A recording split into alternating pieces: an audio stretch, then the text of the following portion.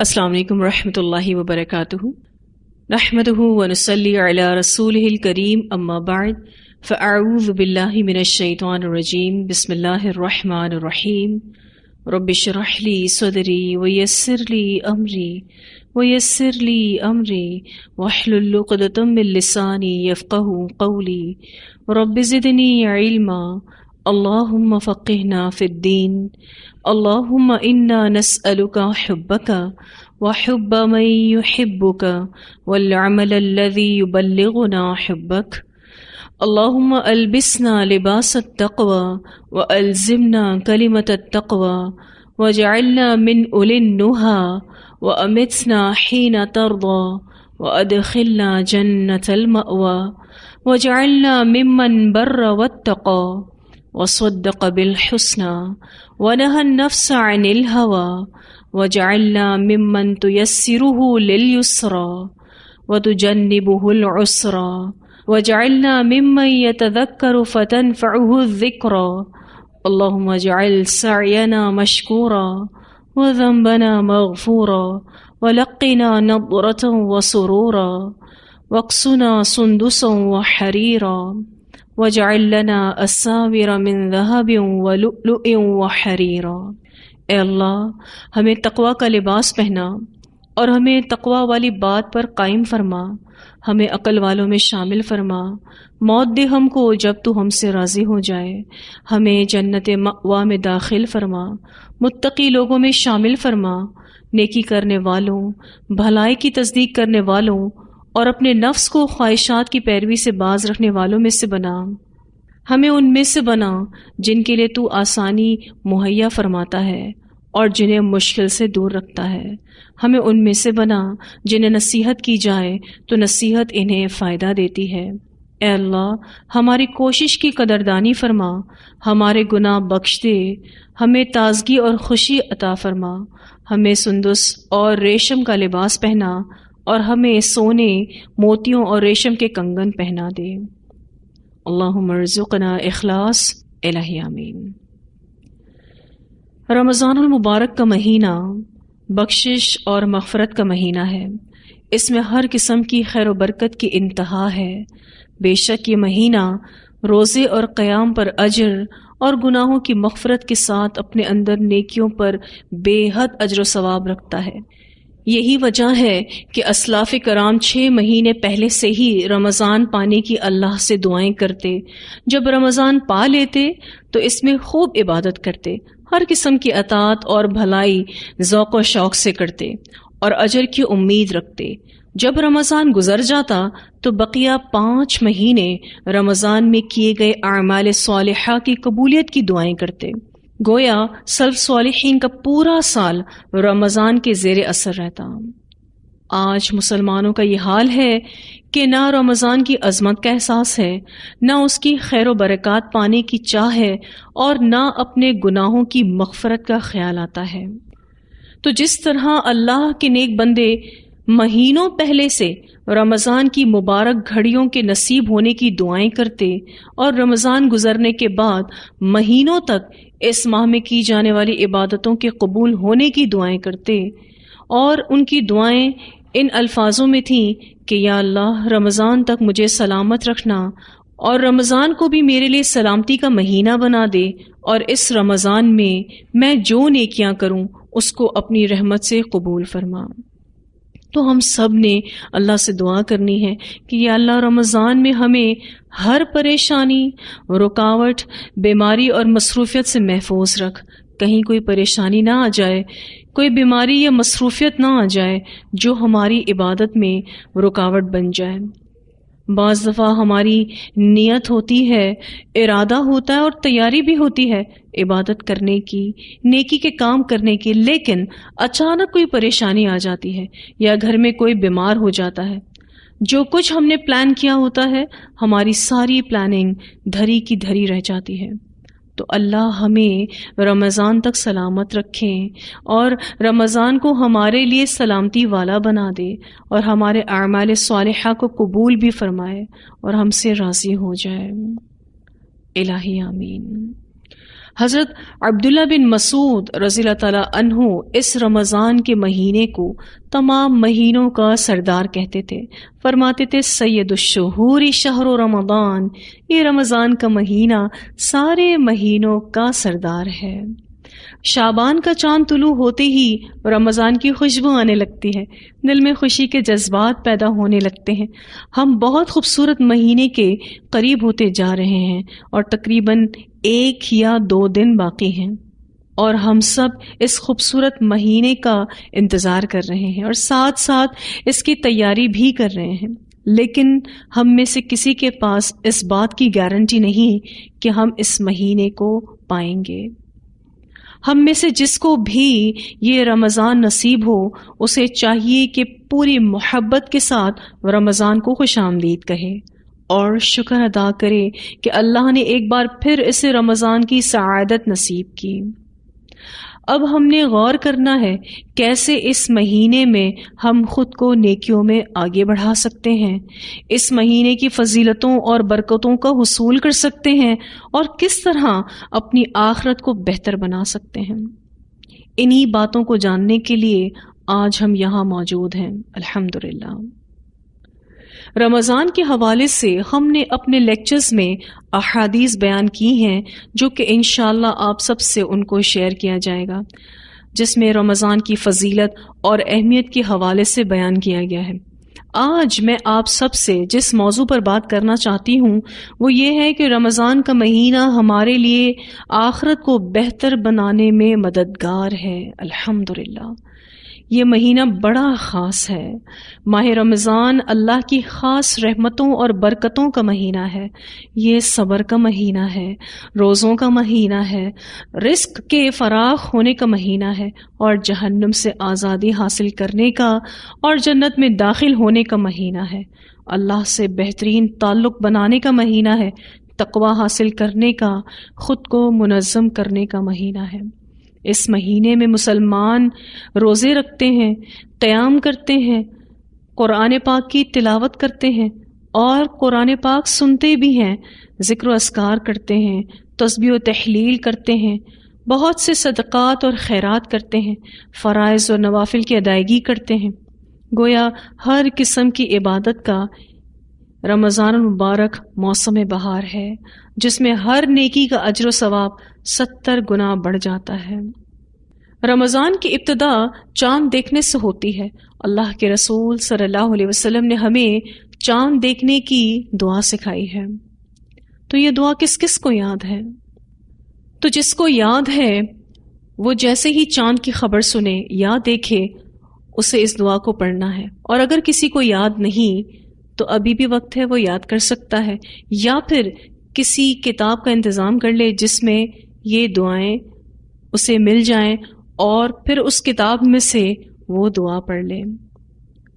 احادیث سے چاند دیکھنے کی کچھ دعائیں ثابت ہیں، جس میں سے ایک دعا یہ ہے: اللہ اکبر اللہم اہلہ علینا بالامن والایمان والسلامت والاسلام والتوفیق لما تحب وترضا ربنا وربک اللہ. اللہ سب سے بڑا ہے، اے اللہ چاند ہم پر امن، ایمان، سلامتی اور اسلام کے ساتھ طلوع فرما، اور اس چیز کی توفیق کے ساتھ جس کو تو پسند کرتا ہے. اے چاند میرا اور تیرا رب اللہ ہے. یہ دعا ابن حبان، مستدرک حاکم اور مسند احمد میں آتی ہے. اسی طرح ایک اور دعا ہے: اللہم اہلہ علینا بالیمن والایمان والسلامت والاسلام ربی وربک اللہ. اے اللہ ہم پر چاند کو خیر، ایمان، سلامتی اور اسلام کے ساتھ طلوع فرما.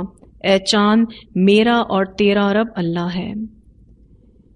یہ دعا ترمذی میں آتی ہے. اسی طرح مشکات میں ایک دعا آتی ہے: اللہم اہلہ علینا بالامن والایمان والسلامت والاسلام ربی وربک اللہ. تو ہم سب نے چاند کو دیکھ کر یا چاند کی جیسے ہی خبر ملے اس دعا کا اہتمام کرنا ہے. ویسے تو ہر ماہ کی ابتدا میں جیسے ہی چاند کی خبر ملتی ہے ہمیں اس دعا کو پڑھنا چاہیے. تو اللہ سے دعا ہے ہمارا یہ رمضان پچھلے تمام رمضان سے بہتر ہو۔ جیسا کہ میں آپ سے بھی ذکر کر رہی تھی کہ میں آج آپ سے جس موضوع پر بات کرنا چاہتی ہوں وہ یہ ہے کہ رمضان کا مہینہ ہمارے لیے آخرت کو بہتر بنانے میں مددگار ہے۔ ہم سب اس دنیا میں آئے ہیں اور اپنی زندگی گزار کر سبھی نے چلے جانا ہے۔ موت ایک حقیقت ہے اور پھر ایک دن سب نے جی اٹھنا ہے اور سب کے نامہ اعمال کھولے جائیں گے اور اسی کی بنیاد پر ہمارے فیصلے ہوں گے۔ کامیابی کا ایک ہی راستہ ہے اور وہ تقویٰ کا راستہ ہے۔ اللہ سبحانہ تعالیٰ سورۃ الاعراف آیت نمبر 149 میں فرماتے ہیں، آخرت کا گھر بہتر ہے ان لوگوں کے لیے جو تقویٰ اختیار کریں۔ ہمیں اس راستے پر چلنے کے لیے ہر ممکن طریقہ اختیار کرنا چاہیے اور اس مقصد کے حصول کے لیے سب سے زیادہ مؤثر طریقہ روزہ ہے اور سب سے زیادہ مؤثر مہینہ رمضان کا ہے۔ اللہ سبحانہ تعالیٰ سورۃ البقرہ میں فرماتے ہیں، اے ایمان والو، تم پر روزے فرض کیے گئے ہیں جیسے کہ تم سے پہلوں پر فرض کیے گئے تاکہ تم تقوی اختیار کرو۔ تو الحمدللہ رمضان المبارک کا مہینہ قریب آ چکا ہے۔ اللہ سے دعا ہے کہ اللہ ہمیں یہ رمضان نصیب کرے۔ جیسے کہ ابھی میں آپ سے ذکر کر رہی تھی کہ موت ہم سب کے بہت قریب ہے، ہم سب نے اس دنیا سے چلے جانا ہے۔ اس بارے میں ایک روایت آتی ہے، رسول اللہ صلی اللہ علیہ وسلم نے فرمایا، یہ ہے ابن آدم اور یہ ہے اس کی موت۔ پھر آپ صلی اللہ علیہ وسلم نے اپنا ہاتھ مبارک اپنی گدی پر رکھا، پھر آپ صلی اللہ علیہ وسلم نے اپنے دونوں ہاتھ پھیلا دیے اور فرمایا، انسان کی آرزوئیں وہاں تک پھیلی ہوئی ہیں۔ اسے بخاری نے روایت کیا ہے۔ گدی کو رسول اللہ صلی اللہ علیہ وسلم نے موت قرار دیا اور دونوں پھیلے ہوئے ہاتھوں کو انسان کی خواہشات قرار دیا۔ یعنی موت ہمارے کتنے قریب ہے اور انسانوں کی خواہشات کتنی پھیلی ہوئی ہیں۔ ہر کوئی یہ سمجھتا ہے کہ اس کے پاس بہت ٹائم ہے، لیکن حقیقت یہ ہے کہ موت ہم سب سے بہت قریب ہے۔ اس لیے اپنی ہر عبادت کو آخری سمجھ کر کرنا ہے۔ موت کو کثرت سے یاد کرنا ہم سب کے لیے ضروری ہے، اسی سے ہی تزکیہ نفس ہوتا ہے۔ ہمارے کتنے رشتہ دار جو اب ہمارے ساتھ نہیں ہیں، اور یہ سب ہم اپنے آس پاس دیکھتے بھی ہیں۔ جب کسی قریبی رشتہ دار کو اس دنیا سے جاتا دیکھتے ہیں تو ہمیں موت کا احساس شدت سے ہوتا ہے، لیکن جیسے ہی وقت گزرتا ہے یہ احساس ہمارے اندر سے جانے لگتا ہے۔ تو موت ہم سب کے بہت قریب ہے اور ہم سب نے آخرت کی تیاری کرنی ہے، اور رمضان ہمارے لیے وہ بہترین موقع ہے کہ ہم اپنی موت کے بعد کے لیے تیاری کر سکیں۔ رسول اللہ صلی اللہ علیہ وسلم نے فرمایا، من صام رمضان ایمانا و احتسابا غفر له ما تقدم من ذنبه، رواہ البخاری و مسلم۔ جس نے رمضان کے روزے رکھے ایمان کے ساتھ اور اجر و ثواب کی نیت سے، یعنی روزہ رکھے صرف اور صرف خالص اللہ کے لیے، نہ دکھاوا ہو نہ ریاکاری ہو، تو اس کے گزشتہ تمام گناہ معاف ہو جاتے ہیں۔ اس حدیث سے واضح ہے کہ رمضان کا بڑا گہرا تعلق ہے آخرت سے، یعنی رمضان ہمارے لیے بہترین موقع ہے اپنی آخرت کو بہتر بنانے کے لیے۔ الحمدللہ۔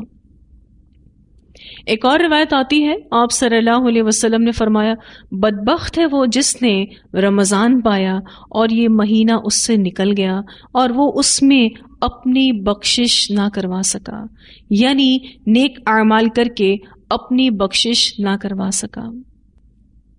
یہ روایت صحیح الادب المفرد میں آتی ہے۔ تو یہ رمضان المبارک کا مہینہ ہمارے اندر فکر آخرت کا شعور دیتا ہے کہ اپنی آخرت کی فکر کر لیں، اپنی بخشش کا سامان کر لیں۔ یہ بہترین موقع اپنے ہاتھ سے ہرگز جانے نہ دیں۔ کہیں ایسا نہ ہو کہ ہم مسلمان ہو کر بھی اللہ کی رحمت سے محروم ہو جائیں۔ اس لیے اس رمضان کو ایسے گزارنا ہے کہ ممکن ہے یہ ہماری آخری رمضان ہو، اور ویسے بھی ہم میں سے کسی کے پاس اس بات کی گارنٹی نہیں کہ ہم اس مہینے کو پائیں گے، اور اگر اللہ اس مہینے کو نصیب کر دے انشاءاللہ تو ہم میں سے کوئی نہیں جانتا کہ اگلے سال آنے والی رمضان کو ہم پائیں گے یا نہیں پائیں گے۔ میرا ایک سوال ہے آپ سب سے کہ رمضان المبارک کے بارے میں سوچ کر آپ کیا محسوس کرتے ہیں؟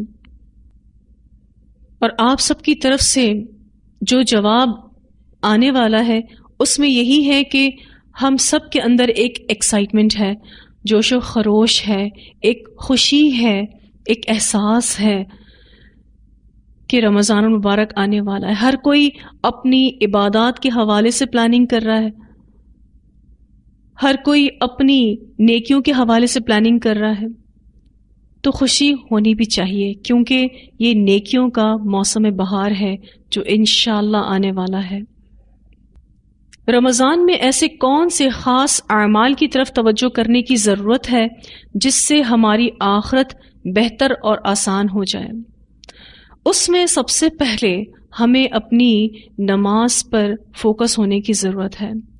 دوسری چیز جس پر سب سے زیادہ توجہ کرنے کی ضرورت ہے وہ تلاوت قرآن پاک ہے، اور تیسری چیز جس پر ہم سب کو فوکس کرنے کی ضرورت ہے وہ ذکر و اذکار اور دعائیں ہیں۔ سب سے پہلی بات کہ ہم نے اپنی نماز کو فوکس کرنا ہے، اپنی نماز کو بہتر بنانا ہے، کیونکہ ہم میں سے کتنے ہی لوگ ایسے ہیں جنہوں نے ابھی تک اپنی نماز میں پختگی اختیار نہیں کی۔ تو ہم سب نے اس رمضان المبارک میں اپنی نماز کو پوری توجہ کے ساتھ پڑھنا ہے اور اس کو بہتر سے بہتر بنانے کی کوشش کرنی ہے۔ ایک روایت آتی ہے، حضرت ابو ایوب انصاری رضی اللہ عنہ کہتے ہیں کہ ایک آدمی نبی اکرم صلی اللہ علیہ وسلم کی خدمت میں حاضر ہوا اور عرض کی، یا رسول اللہ صلی اللہ علیہ وسلم، مجھے کوئی مختصر سی نصیحت فرمائیں۔ آپ صلی اللہ علیہ وسلم نے فرمایا، جب نماز پڑھنے کے لیے کھڑے ہو تو اس طرح نماز ادا کرو جیسے تم آخری نماز پڑھ رہے ہو، یعنی تم اپنی زندگی کی آخری نماز پڑھ رہے ہو، اور ایسی بات نہ کرو جس پر بعد میں معذرت کرنی پڑے، یعنی کوئی بات ایسی منہ سے مت نکالو کہ جس کے بعد تمہیں کلیریفیکیشنز دینی پڑیں، ایکسکیوزز دینے پڑیں۔ تو کوئی بات منہ سے ایسی نہ نکلے کہ بعد میں معذرت کرنی پڑے، اور جو کچھ لوگوں کے پاس ہے اس سے نا امید ہو جاؤ، یعنی اس کی تمنا نہ کرو، یعنی اللہ کے بندوں سے بے نیاز ہو جاؤ۔ یہ روایت ابن ماجہ میں آتی ہے۔ اس حدیث نے ہمیں بہت کچھ سکھایا الحمدللہ، لیکن خاص الخاص بات جو میں آپ سے یہاں کرنا چاہ رہی تھی کہ نماز کو ایسے پڑھنا ہے جیسے کہ یہ ہماری آخری نماز ہے۔ جب کبھی ہم اس سوچ کے ساتھ نماز پڑھتے ہیں ہماری نماز میں بہتری لازماً آتی ہے، ہماری نماز کی کوالٹی بہتر ہو جاتی ہے۔ تو ہر دفعہ جب بھی نماز پڑھیں گے یہ سوچ کر کہ ہو سکتا ہے کہ یہ میری زندگی کی آخری نماز ہو، مجھے دوبارہ نماز پڑھنے کا موقع نہ ملے، اس سے یقیناً نماز میں بہتری آئے گی۔ ایک اور روایت آتی ہے، آپ صلی اللہ علیہ وسلم نے فرمایا، اللہ تعالیٰ پسند کرتے ہیں کہ تم میں سے کوئی شخص کوئی کام کرے تو خوش اسلوبی اور مہارت کے ساتھ کرے۔ اسے طبرانی نے روایت کیا ہے۔ اس حدیث میں تو ہر کام کے حوالے سے بات ہو رہی ہے کہ جو بھی کام کیا جائے وہ خوش اسلوبی سے اور مہارت کے ساتھ کیا جائے۔ اب نماز کے عمل کو لے لیں تو جب بھی نماز پڑھیں گے تو خوش اسلوبی اور مہارت کے ساتھ پڑھیں گے۔ نماز میں مہارت کیا ہے؟ نماز میں مہارت یہ ہے کہ نماز سنت کے مطابق ہو اور پوری توجہ کے ساتھ اور اہتمام کے ساتھ پڑھی جائے۔ تو اس رمضان المبارک میں اپنی نماز پر فوکس کریں گے، پوری توجہ سے نماز پڑھیں گے، اس کی بھرپور کوشش کرنی ہے۔ ہمیں اپنی نمازوں کو انشاءاللہ اس رمضان المبارک میں بہت بہتر بنانا ہے۔ پھر یہ کہ نماز سے اللہ کا قرب نصیب ہوتا ہے۔ اس بارے میں ایک روایت آتی ہے، رسول اللہ صلی اللہ علیہ وسلم نے فرمایا، اللہ تعالیٰ فرماتے ہیں جو شخص میرے کسی دوست سے دشمنی رکھے گا میرا اس کے خلاف اعلان جنگ ہے۔ میرا بندہ جن عبادتوں کے ذریعے تقرب حاصل کرتا ہے ان میں سے مجھے سب سے زیادہ پسند فرائض ہیں، مثلا فرض نماز، فرض روزہ، فرض صدقہ یعنی زکوٰۃ وغیرہ۔ فرائض ادا کرنے کے بعد جب کوئی بندہ مسلسل نفل عبادت کر کے میرے قریب ہو جاتا ہے تو پھر میں اس سے محبت کرنے لگتا ہوں، اور جب میں اس سے محبت کرتا ہوں تو میں ہی اس کا کان ہوتا ہوں جس سے وہ سنتا ہے، اس کی آنکھ ہوتا ہوں جس سے وہ دیکھتا ہے، اس کا ہاتھ ہوتا ہوں جس سے وہ پکڑتا ہے، اس کا پاؤں ہوتا ہوں جس سے وہ چلتا ہے۔ پھر جب وہ مجھ سے کوئی سوال کرتا ہے تو میں اسے ضرور دیتا ہوں، اگر وہ مجھ سے پناہ طلب کرے تو میں اسے ضرور پناہ دیتا ہوں، اور میں جو کام کرتا ہوں ان میں سے کسی کام پر مجھے اتنا تردد نہیں ہوتا جتنا مومن آدمی کی روح قبض کرنے میں ہوتا ہے، کیونکہ مومن آدمی جسمانی تکلیف کی وجہ سے موت کو ناپسند کرتا ہے، اور مومن کو تکلیف پہنچانا مجھے برا لگتا ہے۔ اسے بخاری نے روایت کیا ہے۔ اب آپ دیکھیے کہ اس حدیث سے واضح ہے کہ نماز آپ کو اللہ کے قریب کرتی ہے، یہ قرب الہی کا ذریعہ ہے۔ فرض نماز خاص الخاص، اور پھر اس کے بعد نوافل کا اہتمام، جتنا ہو سکے نوافل میں کثرت کریں اس رمضان المبارک میں، پھر رمضان کے بعد اس پر استقامت اختیار کریں۔ پھر یہ کہ نماز بہترین عبادت ہے، اس سے گناہ معاف ہوتے ہیں۔ اس بارے میں ایک روایت آتی ہے، رسول اللہ صلی اللہ علیہ وسلم نے فرمایا، جس نے 2 رکعت نماز اس طرح توجہ سے پڑھی کہ اس میں کچھ بھولا نہ ہو تو اللہ تعالیٰ اس کے گزشتہ گناہ معاف فرما دیتے ہیں۔ اسے مسند احمد نے روایت کیا ہے۔ اب یہ کوئی نفل نماز بھی ہو سکتی ہے، 2 رکعت نماز کسی نے پڑھی پوری توجہ کے ساتھ اور اس میں کسی قسم کی مسٹیک نہیں کی، کچھ نہیں بھولا، تو یہ اجر ملے گا کہ اللہ اس کے گزشتہ گناہ معاف کر دے گا۔ تو نماز بہترین عبادت ہے، اس سے گناہ معاف ہوتے ہیں۔ اس بارے میں ایک اور روایت آتی ہے، ابو ذر رضی اللہ عنہ فرماتے ہیں، آپ صلی اللہ علیہ وسلم سردی کے موسم میں جب درختوں کے پتے جھڑتے ہیں باہر نکلے، ایک درخت کی 2 شاخیں پکڑی تو اس سے درخت کے پتے جھڑنے لگے۔ رسول اللہ صلی اللہ علیہ وسلم نے فرمایا، ابو ذر، میں نے عرض کیا لبیک یا رسول اللہ صلی اللہ علیہ وسلم۔ آپ صلی اللہ علیہ وسلم نے فرمایا، جب مسلمان آدمی نماز پڑھتا ہے اور اس کی نیت اللہ کو راضی کرنے کی ہوتی ہے تو اس کے گناہ اس طرح جھڑتے ہیں جس طرح اس درخت کے پتے جھڑے ہیں۔ اسے مسند احمد نے روایت کیا ہے۔ تو نماز کتنی خوبصورت عبادت ہے جس سے گناہ معاف ہوتے ہیں، اور نبی اکرم صلی اللہ علیہ وسلم نے باقاعدہ مثال سے یہ بات سمجھائی کہ جیسے خزاں کے موسم میں درخت سے پتے جھڑتے ہیں، خود بخود جھڑتے ہیں، ویسے ہی جیسے ہی بندہ مومن نماز پڑھتا ہے اس کے گناہ انہی پتوں کی طرح جھڑتے ہیں۔ تو نماز کو بہتر بنانا ہے اور پوری توجہ کے ساتھ اس کو پڑھنا ہے، اور یہ بھی سیکھنا ہے کہ سننا طریقہ کیا ہے نماز کا، اور اسی کے مطابق اپنی نمازوں کو خوبصورت بنانا ہے۔ دوسری عبادت جو اس رمضان میں بہتر بنانی ہے وہ تلاوت قرآن پاک ہے۔ پوری توجہ سے قرآن پڑھنا ہے، جو اللہ توفیق دے، اور پڑھتے وقت پوچھیں اپنے دل سے کہ میرا دل کہاں ہے۔ ویسے دل کہاں ہے؟ ویسے تو دل ہمارا سینے میں ہے، لیکن جب ہم قرآن پڑھتے ہیں، سنتے ہیں، نماز پڑھتے ہیں، اذکار کرتے ہیں، تو اپنے دل سے پوچھیں کہ میرا دل کہاں ہے۔ واقعی وہ دل پوری توجہ کے ساتھ عبادت میں لگا ہوا ہے بھی یا نہیں۔ تو جب بھی نماز پڑھیں گے، جب بھی قرآن پڑھیں گے تو اپنے دل سے پوچھیں گے کہ وہ متوجہ ہے بھی یا نہیں۔ تو قرآن پاک کی تلاوت کثرت سے کرنی ہے۔ اس کی ایک وجہ یہ بھی ہے کہ رمضان کی خاص بات یہ ہے کہ اس میں قرآن نازل ہوا، تو قرآن سے بہترین تعلق قائم کرنا ہے۔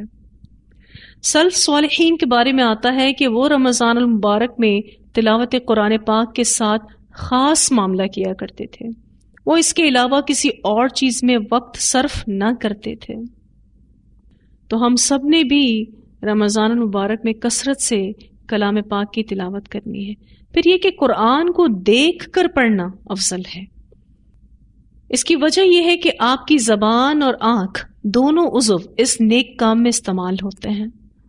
اس بارے میں ایک روایت آتی ہے، نبی اکرم صلی اللہ علیہ وسلم نے فرمایا، جو آدمی اللہ اور اس کے رسول سے محبت کرتا ہے اسے قرآن مجید کی تلاوت مصحف دیکھ کر کرنی چاہیے۔ یہ روایت سلسلۃ الصحیحہ میں آتی ہے۔ تو جتنا دیکھ دیکھ کر قرآن پڑھیں گے اتنا زیادہ آپ قرآن سے محبت محسوس کریں گے، کیونکہ قرآن کا دیکھنا بھی عبادت، اس کا پڑھنا بھی عبادت۔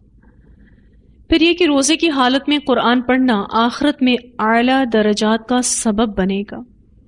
اس بارے میں بہت خوبصورت حدیث آتی ہے، رسول اللہ صلی اللہ علیہ وسلم نے فرمایا، قیامت کے دن قرآن ایسے مرد کی شکل میں آئے گا جس کا رنگ اڑا ہوا ہوگا، اپنے پڑھنے والے سے کہے گا، میں وہی ہوں جس نے تجھے رات کو بیدار رکھا اور دن کو پیاسا رکھا، اور یقیناً ہر تاجر اپنی تجارت کے پیچھے ہوتا ہے، اور میں آج ہر تاجر کو چھوڑ کر تیرے لیے ہوں۔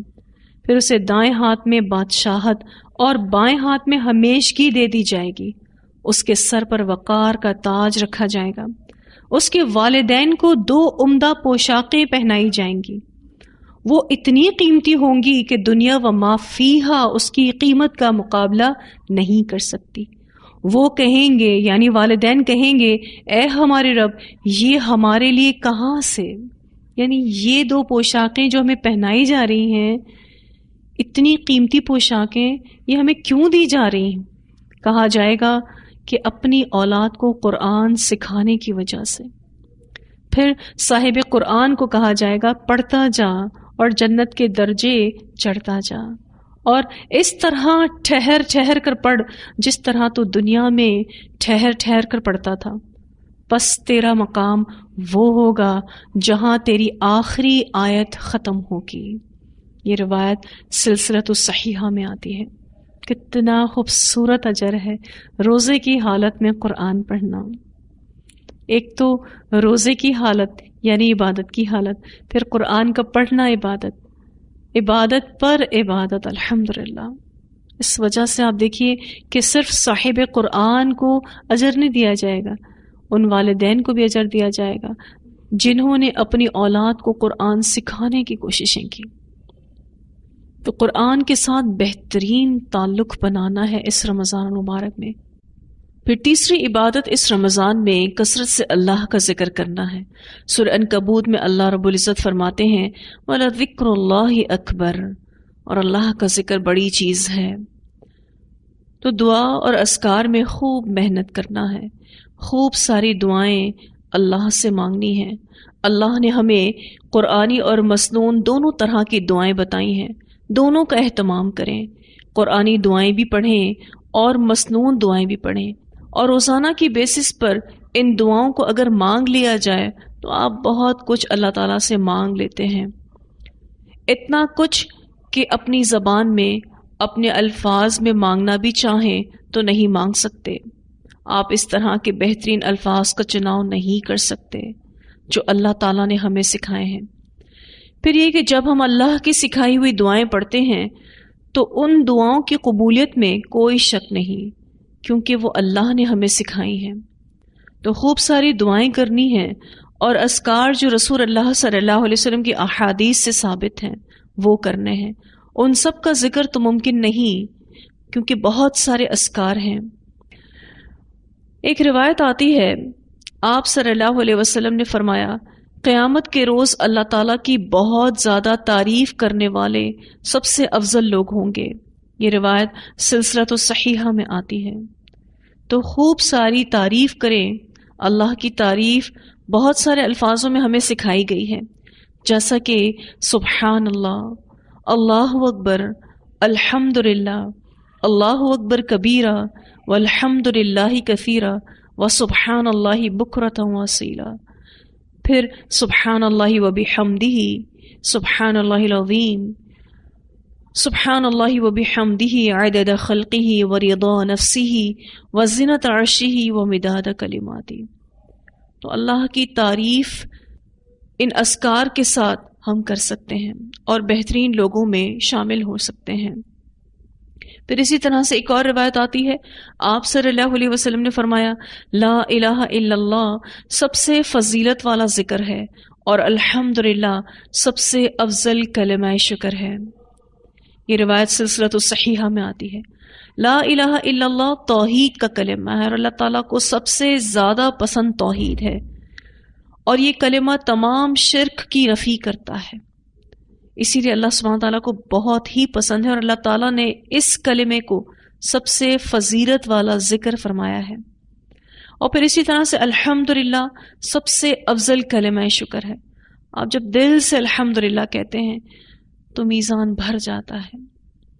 پھر ایک اور روایت میں آتا ہے، آپ صلی اللہ علیہ وسلم نے فرمایا لا حول ولا قوت الا باللہ کا زیادہ سے زیادہ ورد کیا کرو، کیونکہ یہ جنت کے خزانوں میں سے ایک خزانہ ہے. اسے ترمذی اور مسند احمد نے روایت کیا ہے اور یہ روایت سلسلۃ الصحیحہ میں بھی آتی ہے.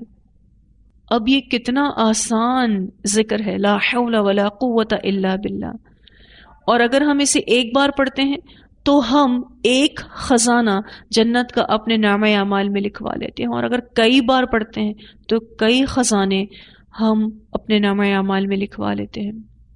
اس طرح بہت سے اذکار ہیں جس سے ہم اپنی زبانوں کو تر رکھ سکتے ہیں اور اپنے نامہ اعمال کو اللہ کے ذکر سے اور شکر سے بھر سکتے ہیں.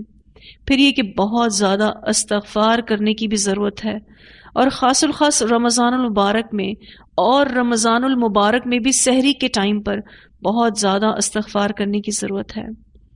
ایک روایت آتی ہے، آپ صلی اللہ علیہ وسلم نے فرمایا جو شخص یہ چاہتا ہے کہ قیامت کے دن اس کا نامہ اعمال اس کو خوش کر دے تو اسے کثرت سے استغفار کرتے رہنا چاہیے. اسے طبرانی نے روایت کیا ہے.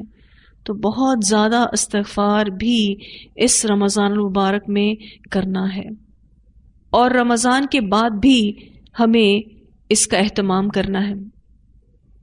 خلاصہ کلام یہ ہے کہ اللہ نے ہمیں اس دنیا میں آخرت کمانے کے لیے بھیجا ہے. ہمارے پاس کتنی مہلت ہے ہم کو نہیں معلوم، تو اپنے گناہوں کے لیے اللہ سے خوب معافی مانگنی ہے، سچی توبہ کرنی ہے، اور یہ دعا کہ اے اللہ تو ہمارے اگلے پچھلے گناہوں کو معاف کر دے دل سے کرنی ہے.